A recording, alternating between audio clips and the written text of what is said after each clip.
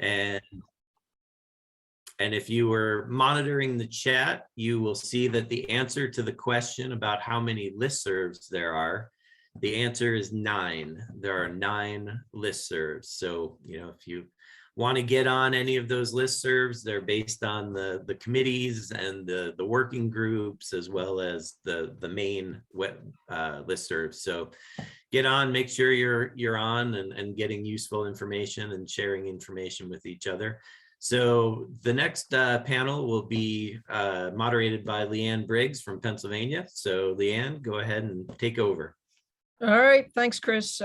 No pressure to my panelists, but I hope we can show some competition with the group that just presented. It was a great open discussion. So as you can see here, the panelists are going to discuss the hows and whys. Some of the programs have developed specific protocols and or standard operating procedures that can guide the program, client management, and look at what's working and what's not working, and basically what we can learn from each other.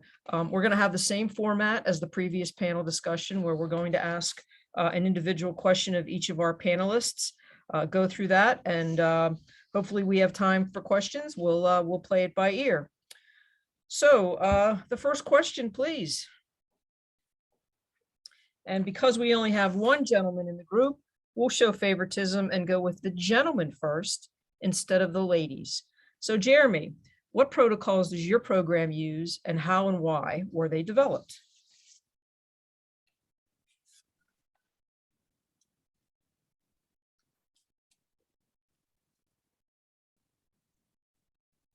There we go. Thank you. I was muted there for a second. So thanks, Leanne. For those of you that aren't familiar with myself, I'm Jeremy Hancher. I'm the program manager for the Environmental Management Assistance Program, or EMAP. We are the Pennsylvania SB. So we strictly provide, the free and confidential environmental technical assistance to all the small businesses in Pennsylvania. So when I was asked to sit in on this panel, which sounds great, and the previous panel was excellent as well, and they offered a lot of things that I might even repeat. But I was going to talk about kind of 3 protocols, or 3 kind of things that we use in our program to kind of establish established policy and procedures thing. The first one is going to be really our EMAP hotline, kind of like our go-to manual. Because again, our EMAP hotline, our toll-free environmental hotline, is probably most SBs or SBOs have. It's kind of your first line of defense, really. It's your first way to really set first impressions with somebody that calls, wants to learn about your program. It gives you an opportunity to really figure out, what's tripping up the small businesses, how people are hearing about your services, how are they finding out about your program? Because I don't think anybody really has a marketing budget, at least we don't. So, getting ourselves out there, using search engine optimization, putting stuff on the website, really just networking with, again, internal, external stakeholders, partner organizations. When you first get that call, again, you can talk to people and figure out how they heard about it. And of course, what are the types of information or the kinds of assistance that they're looking for. Over the first year and a half of the pandemic, it was a little difficult when everybody was working remotely. The whole team, the EMAP team, was working remotely. So typically, we had to rely on people leaving voicemails, and we would give them a call back. And I know I personally called back a number of small business callers and so forth. And they always said, as Dan mentioned in the previous panel, it was all about customer service. You're like, wow, you're the first person to actually call me back. I called about 10 or 12 other people here. So, again, it really sets those first impressions to really just, put your best foot forward, figure out how you can help them out. As Sarah mentioned as well. Yeah, thumbs up there. Sarah said the same thing. We're all in the business of assisting people. So, that's the first step to really setting it out. So some of the standard questions we always take whenever we're talking to somebody is we always ask them, hey, how did you hear about EMAP? How did you learn about our hotline services? And we have I'm going to get to this next, but we have a database where we collect all that information. We find out if it's directly from a Pennsylvania DP inspector referral, if it's from a Region 3 referral, if they found this through Google search, or if they found this through a trade association or word of mouth. We kind of track all that information. We always have to ask, what kind of business do you have? Are you a small business? We do get calls from out-of-state consultants that are working with small businesses in the state of Pennsylvania. So we have to figure out who we're speaking with. Sometimes we get concerned homeowners. Maybe they see something down the street that they're concerned with. So we have to figure out who we're speaking with. What county are you located in? For those of you who aren't too familiar with Pennsylvania, Pennsylvania has 67 total counties. So we need to figure out what part of the state of Pennsylvania you're calling from. And of course, we have a whole variety of industries. So, we really have to figure out, what kind of industry type they are, where they're located, what kind of regional office they're working with. And of course, obviously the type of assistance that they're looking for. I don't want to spend too much time on this, but typically we try to spend, again, protocol speaking, we try to spend about an hour or a less amount of time in working with a hotline call or a web request or any other kind of informational request. If we think that when we're speaking with somebody that it's going to turn into like a larger, what we call a client engagement, if we think it's going to turn into a permit application, or we're going to help them with emission calculations or something else, then we say, hey, we want you to sign up to become a client of EMAP in the Pennsylvania SBDC, or Small Business Development Center. So that's one of the next things that we use is the SBDCs. It's kind of nice that EMAP is housed there, is because the SBDCs utilize a customer relationship management software called Neosera.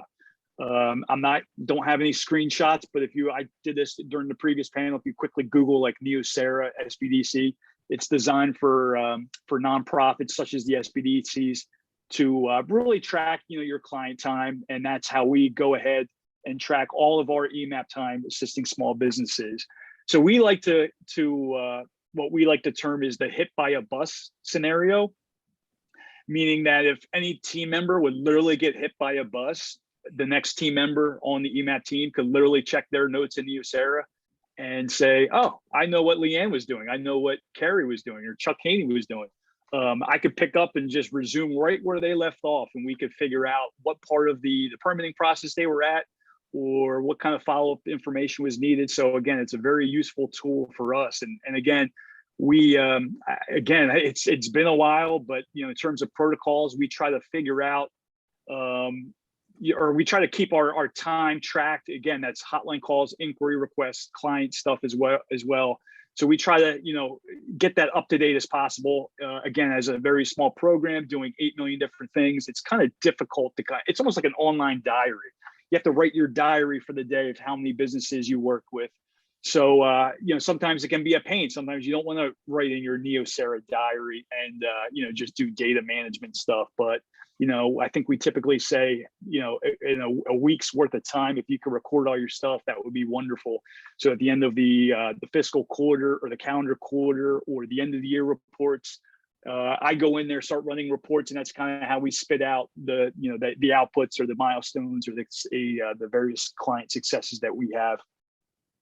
I don't want to spend too much time. I want to give the other panelists a break, but I could keep going on and on about Neosera, but I will next touch just briefly, again, being a part of the Pennsylvania SBDC network, we do have an official policy and procedures manual. That wasn't something that EMAP created. It's more of a Pennsylvania specific policy and procedures, or P&P manual. For as long as I've been with EMAP and the SBDCs, and that's been since 2005. Typically that gets updated every so many years. There is a very specific section for EMAP related. I'm kind of blessed because all of our team members here with EMAP have been around for so long, so I can count on them. They kind of know the ins and outs. They could probably rewrite the P&P manual themselves, but it's more of a useful kind of handbook or reference manual for new business consultants or new staff in the Pennsylvania SBDC network. Because if they're not familiar with EMAP and what we do as an SB and what we do in terms of regulatory assistance and compliance assistance, it kind of gives them a leg up as to, okay, this is who EMAP is, and this is why I should refer a small business that might not be thinking about environmental stuff, but why we should refer them over to the EMAP team and have them check out their stuff as well. I could keep going on, but I'll stop there, Leanne, since I was the lucky one to go first. So I'll let that's good. Thanks, Jeremy. Go. Appreciate it. All right. Okay, Jennifer Collins with Indiana, if you could answer that same question about the protocols that your program has and what they use, that would be great.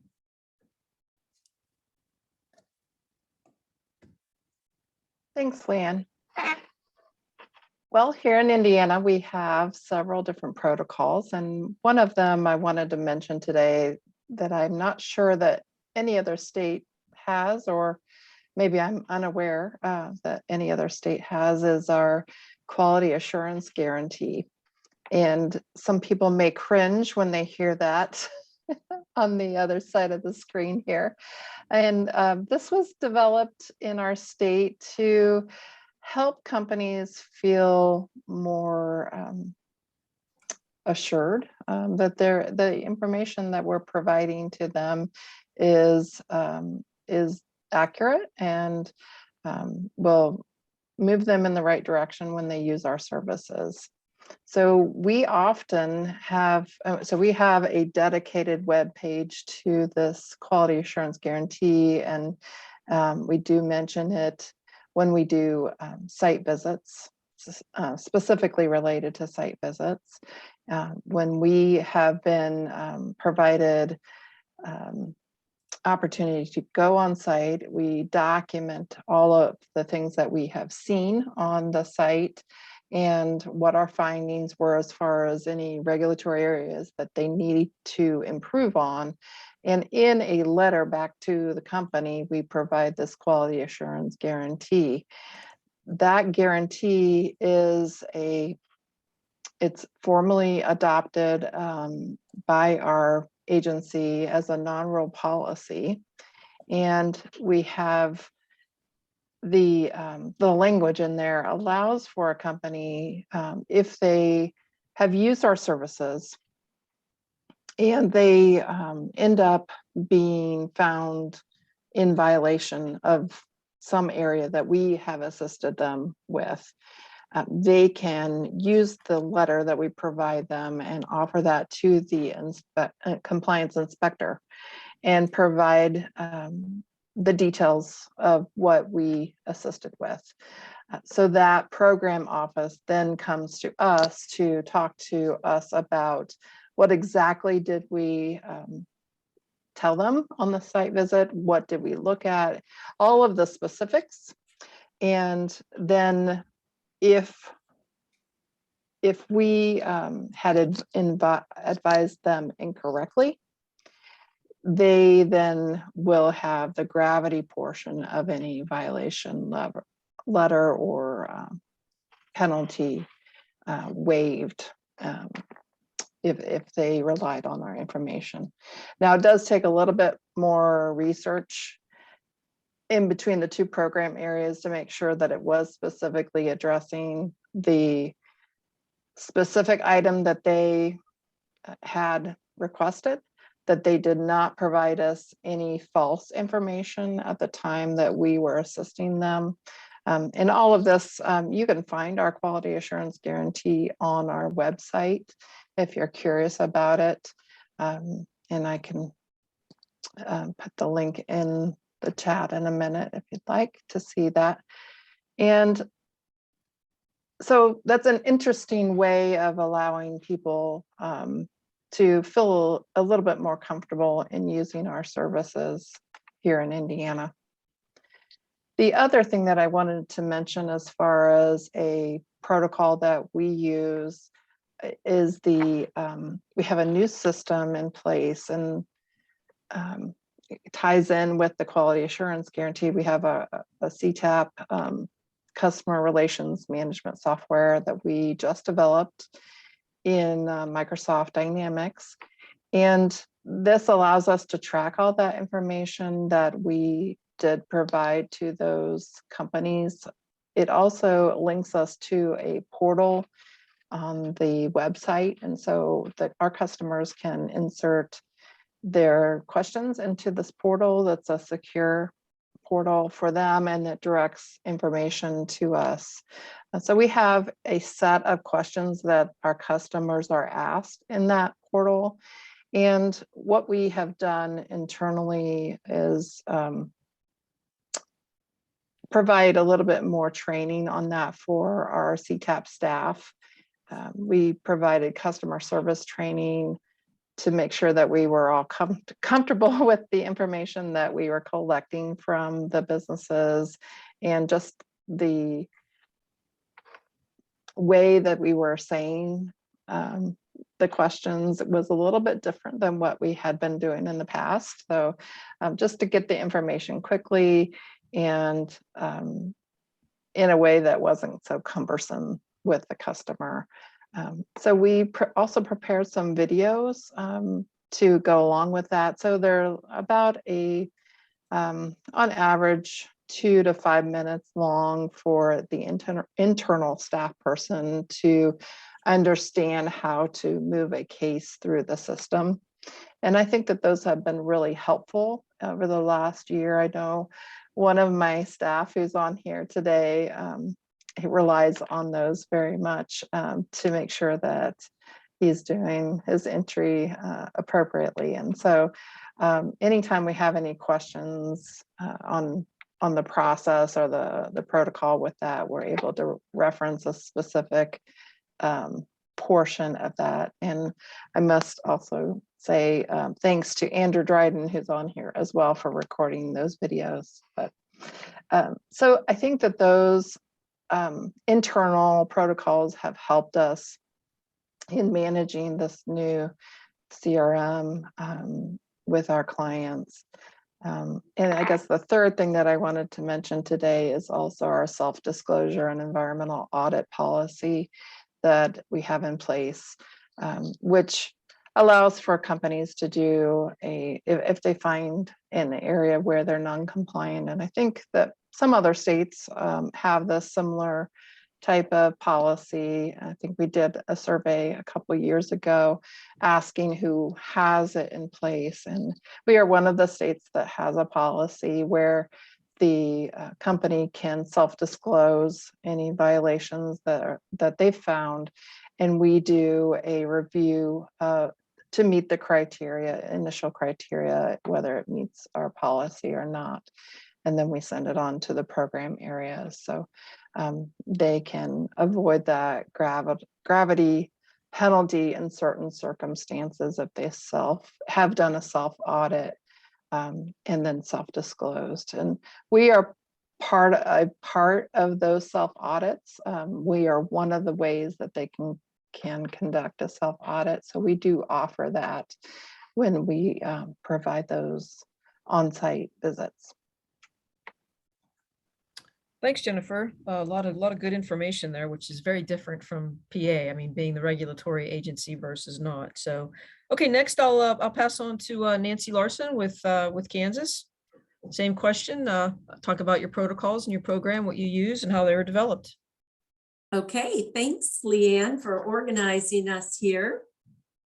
I do appreciate that. So I am going to talk a little bit. We're in a university. We have 7 professional staff in our group.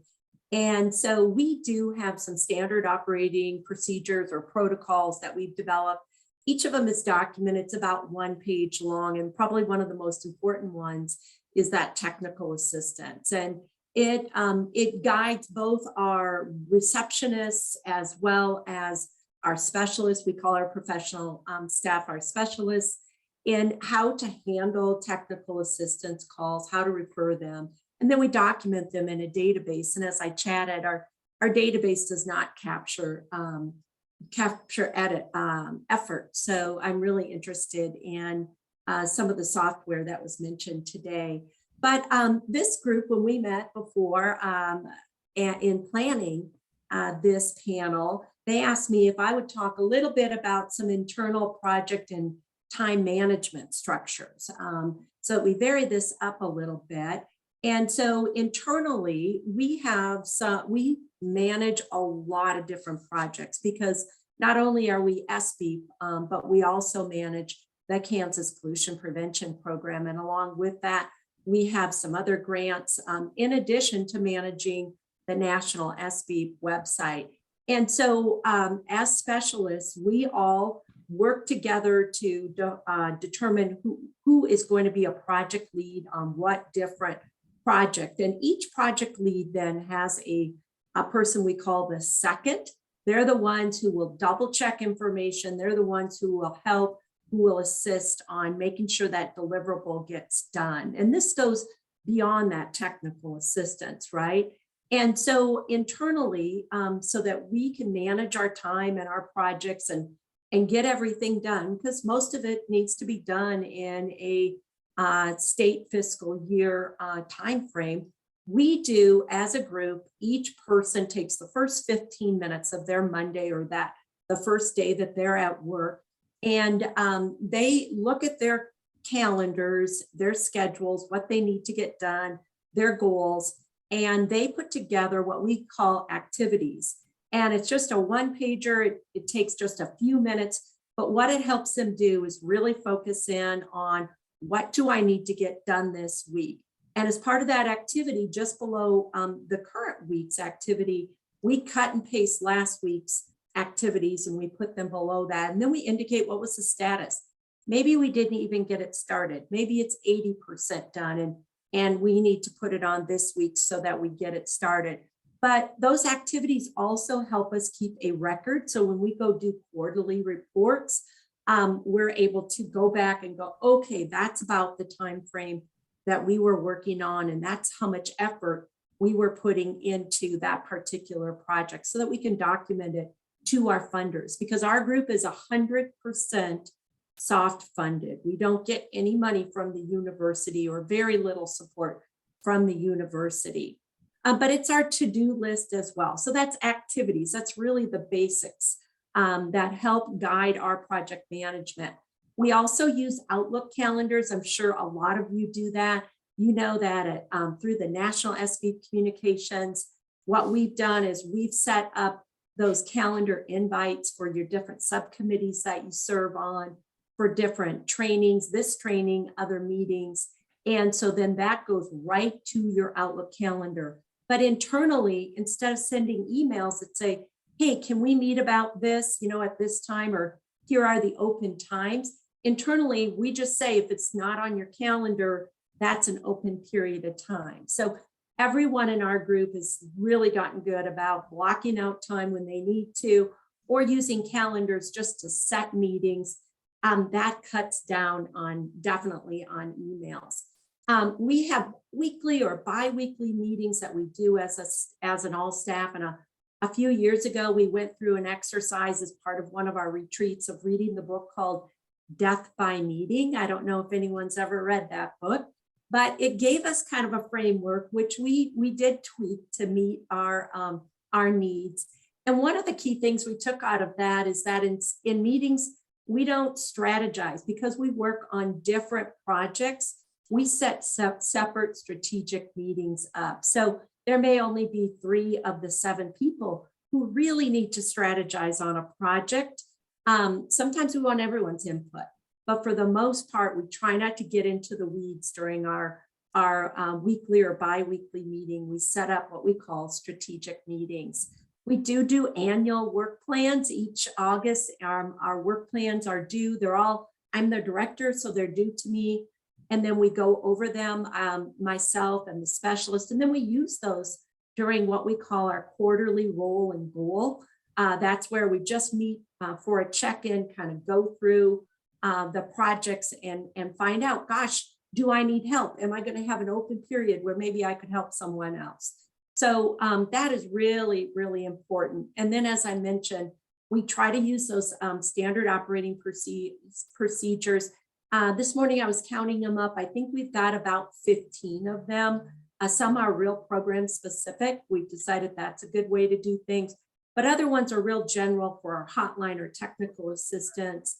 Our site visits, we do a lot of on-site visits in our program, mostly air and hazardous waste, but we've really gotten more into stormwater, underground storage tanks, and a few industry specific initiatives.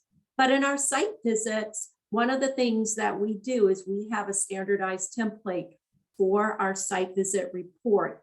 And our goal, we don't always meet the goal, but our goal is to get those site visit reports out to the client, at least in a really good draft form, within 30 days, definitely no more than 60 days. So that is something we're constantly trying to hold ourselves accountable for.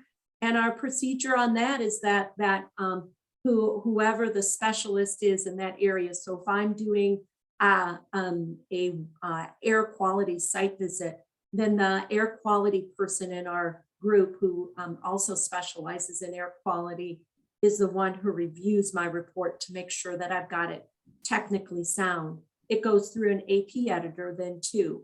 And then we do these pre and these post assessments. And those are talked about. Actually, we have linked it to the National SOP site. A couple years ago, about 3 different programs talked about how do they collect metrics. This is one of the key ways to get outcomes, to figure out, did the client change behavior and get into compliance? Did they reduce any emissions and did they save any money? And so check out that portion under SOP resources on the national website if you want to learn more. Leanne? Yeah, thanks, Nancy. Very good. Okay, next we'll pass off to Renee with Wisconsin, Renee Bashel. Again, talking about your program and protocols that you might have in place. Yeah, thanks. For those who don't know me, I'm Renee Bashel with Wisconsin Small Business Program, and I started doing this back in 2000. So I have been doing this for a little while. And to kind of answer the question, I wanted to start more from the how and why we created the protocols that we have. When I first started, there wasn't really anything written down about, it was kind of all word of mouth. The person that had started our program in 92 was still there, and she just said, this is how we've been doing it, and I'm open for new ideas. And we just kind of went along and did our thing. And I carried on those tasks as we had people come and go. But by the time I left in 2012, there was nobody else left that really had that historical understanding. So I had to write up the list, a task list. And that's kind of morphed now over the years. I left behind a 11-page Word document of what all of our tasks were. And at that time, where things were stored, what's the process for getting our electronic newsletter out, some guidelines for handling calls and collecting the data and so on. And then actually after 3 years, I came back and found that, granted, there was only one person there to take on the tasks for a while. And a number of things kind of got lost in the shuffle of one person doing it and then some new staff coming on. And so we started to do it a little more formalized and trying to get those activities all back into some more formal lists. They're not quite formal standard operating procedures or protocols that some might use, but they are now. And I don't know how much other states may have used this, but within the last 5 years or so, our agencies got pushed really deeply into using OneNote as a way to maintain meetings and projects and just an overall way to share information between teams and related groups, maybe even for an ad hoc group that comes on. So what we've done is we've got our SPEEP OneNote, and that's where we maintain a lot of information, updates about all of our projects.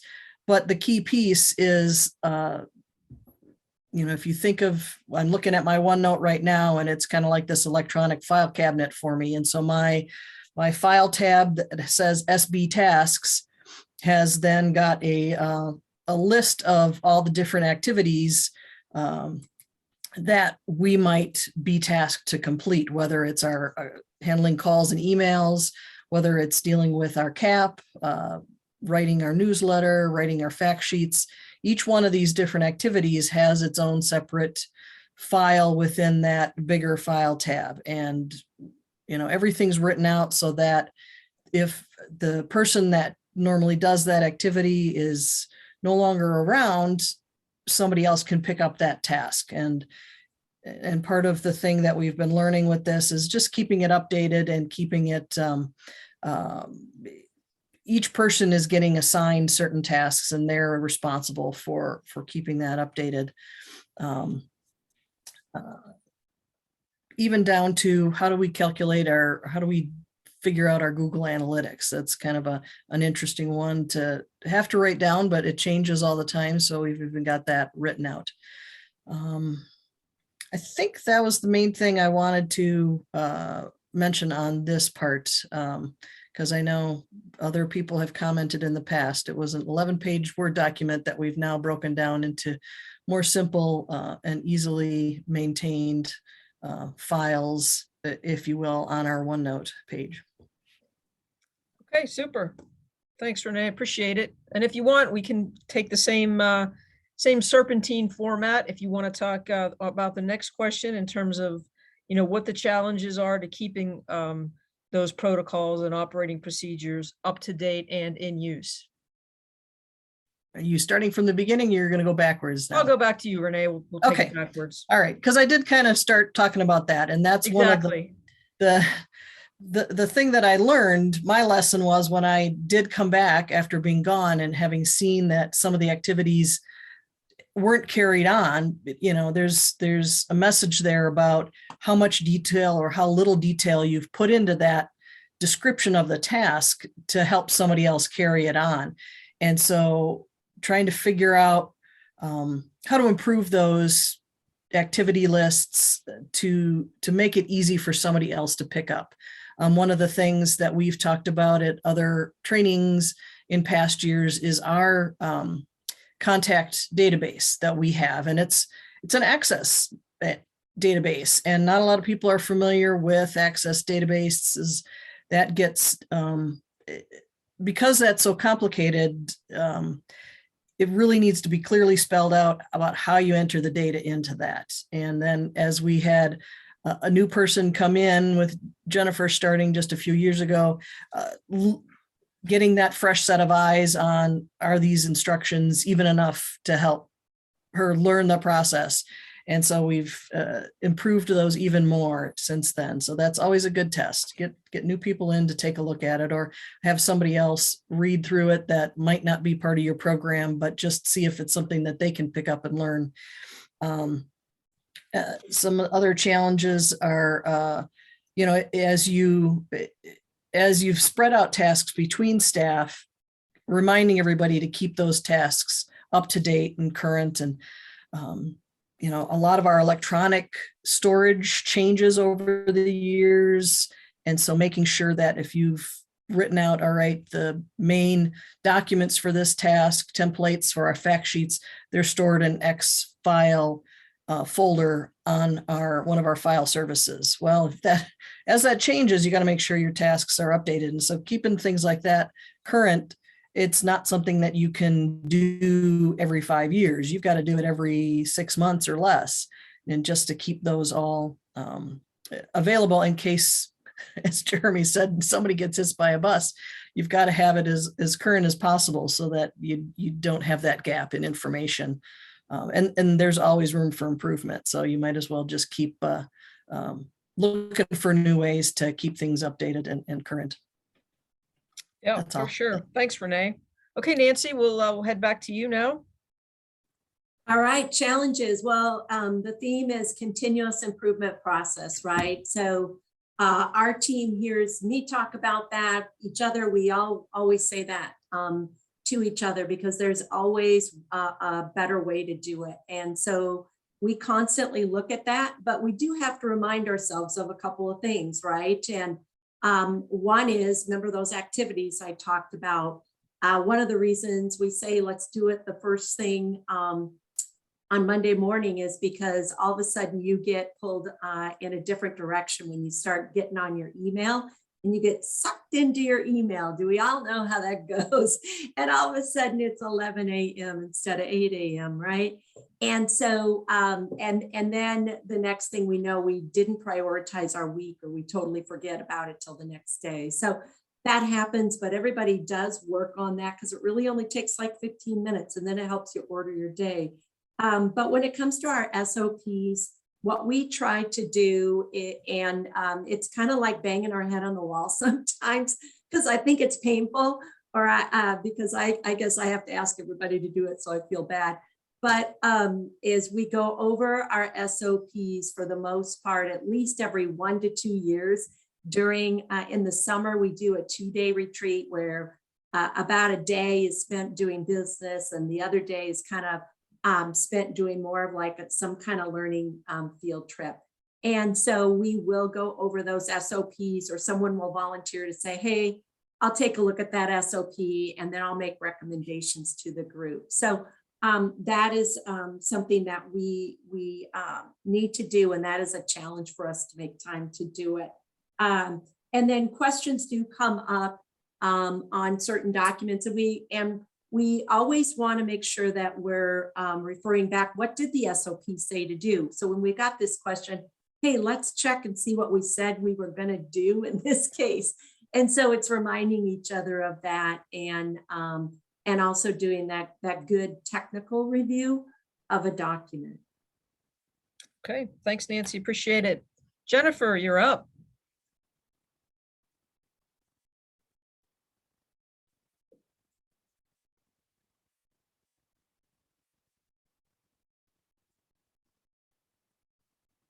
There you go. I think you're live. Thanks.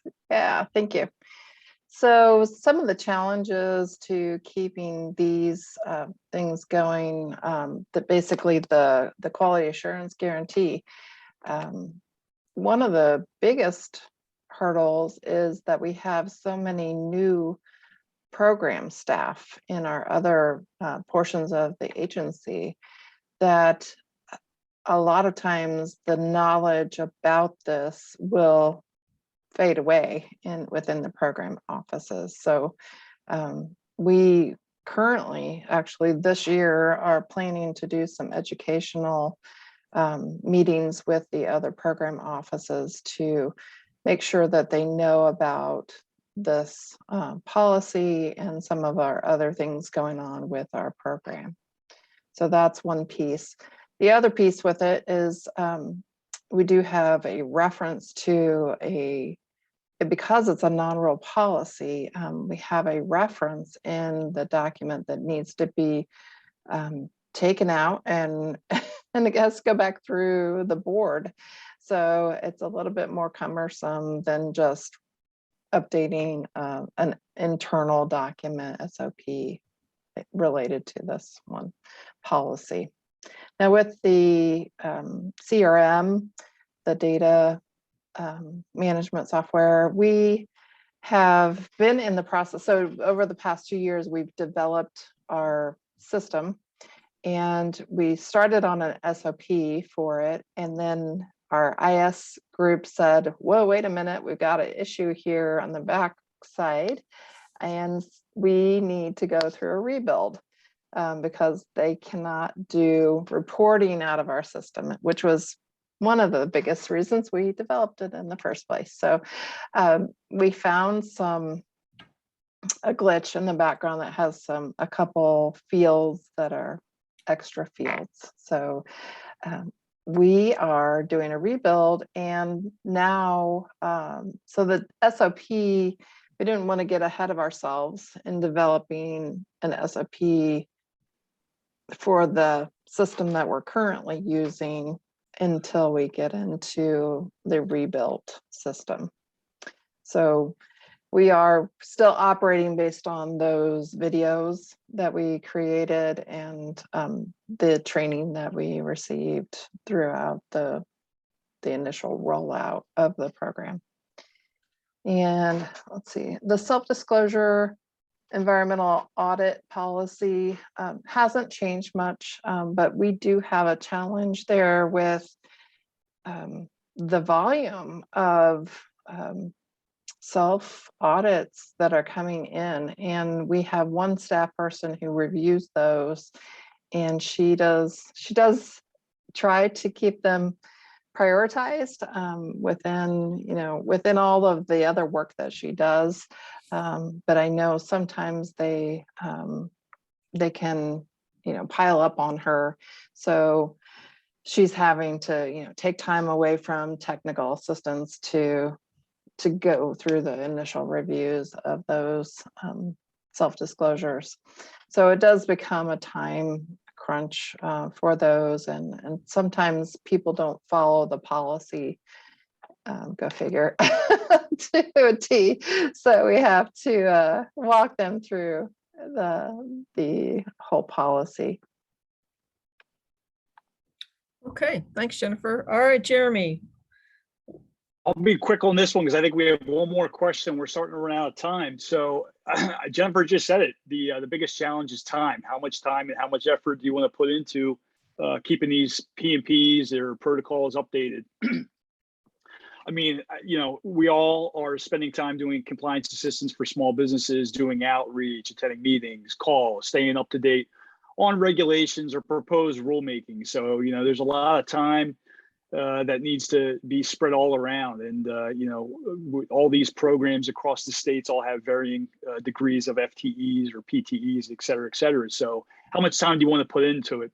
So you can prompt me to the next question, which is, well, my answer would also be it's usually when a problem erupts or a problem arises, because that's typically when you need to address these things. It's like, if you have clients that aren't being responsive, you're not doing your proper documentation, you want to make sure you have a clear history of, at least for us, for EMAP, and Leanne, you can agree with me that, we might only have one or two problem clients, maybe a calendar year or every other year. But again, documenting, hey, we performed outreach over X many days or weeks or months, et cetera, et cetera. We suggested these, we recommended they do that permit, they just never replied back. So it's kind of having those kind of protocols in place to really kind of have, that you're meeting your goals, your responsibilities, et cetera, that you're providing as best assistance as you can. And again, sometimes we do work with great small businesses. They get bogged down because they're wearing 18 many hats and they don't have time to respond to emails. So again, one of our typical protocols is if we give them a work product, we give them about a 2-week follow-up just to check in. Hey, did you get that report? Did you get that permit application? Do you have any additional questions? Reach out if you want to set up a time to talk. Typically, if we don't hear anything back, we spend we try to check in with them about 90 days, and then again at 180 days. If we don't hear anything in about 180-day time frame, we typically close them out as an EMAP and SBDC client. But yeah, so again, I'm prompting you for the question number 3, which is what is the overall value to your program and your lessons learned? Well, again, it's when these kind of these protocols are addressed, you have to spend some time working on them again with different regulatory climate or economic, as we went through the pandemic and small businesses were hurting, maybe you have to change things up. Maybe there's a giant rulemaking. I think I mentioned this maybe in another NSC call or a subcommittee call. Pennsylvania, we just joined the Regional Greenhouse Gas Initiative, or RGGI.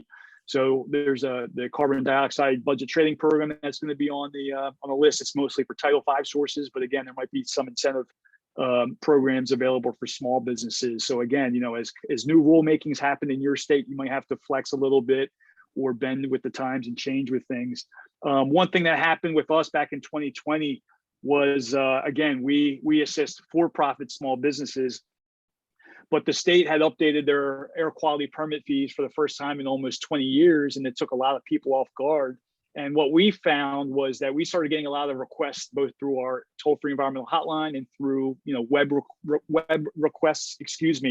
We started getting a lot of requests from state school systems or university-based systems that said, "Hey, we have an air quality permit. We're a synthetic miner because we have this old coal fire boiler or dual fire boiler. We have some backup generators.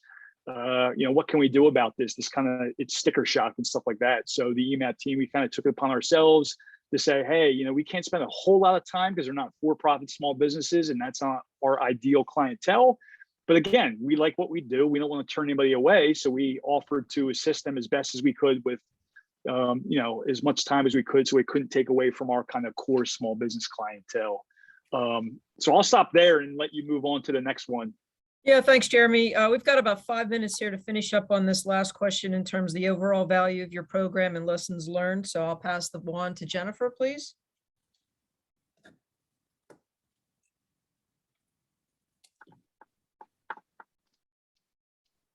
maybe.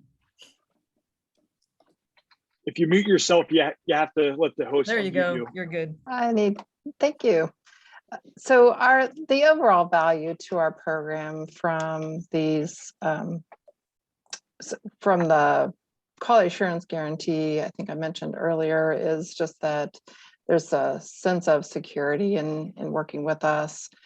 From the business perspective, they know that we hold things in confidence and we are providing technical information that's sound, and gives them, and if for some reason somebody comes back at them after we've provided the best information that we have, then they have kind of some recourse on that. So that's why we have that quality assurance guarantee in place.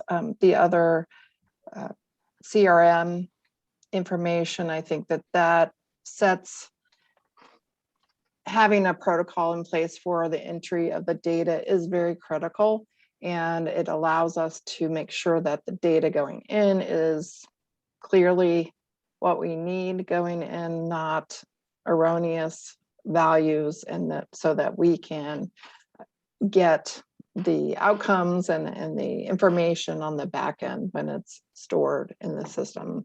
So following that protocol is very important, and we do plan to have a written SOP, as I mentioned. So I'll turn it over to Nancy. Thanks, Jennifer. All right, I would say three things, guys. I would say consistency, right? And then hopefully by using those SOPs, we're being consistent. Also, consistency leads to quality, right? Customer service, both to our funder as well as to the client.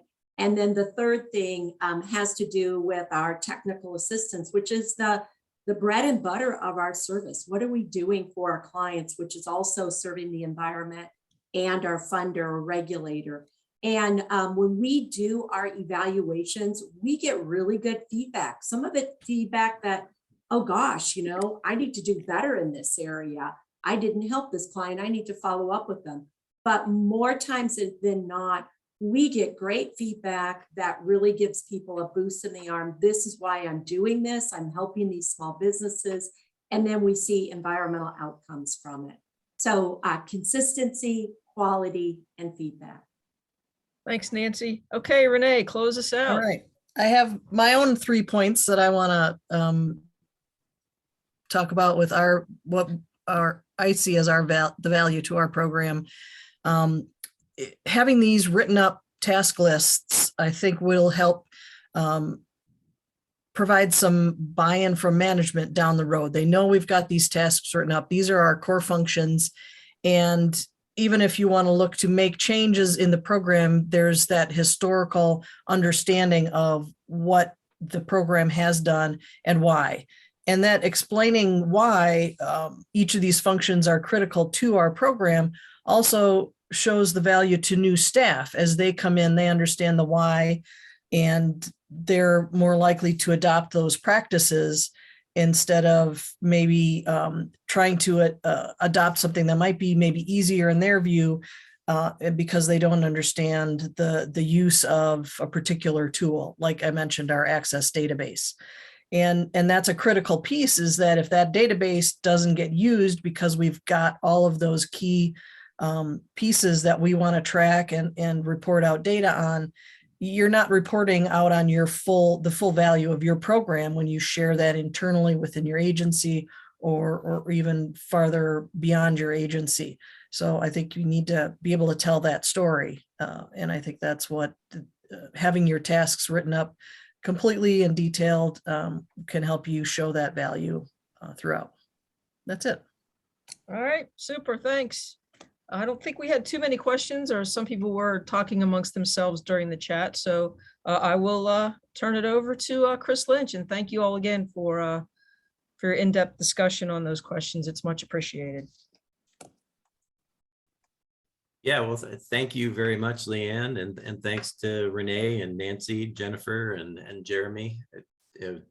Especially hearing Jeremy, it brought back some memories of me going from being a one-person operation in Pennsylvania to having a team there. And so, it's good to hear all of the policies and procedures are still in place that we worked on so many years ago.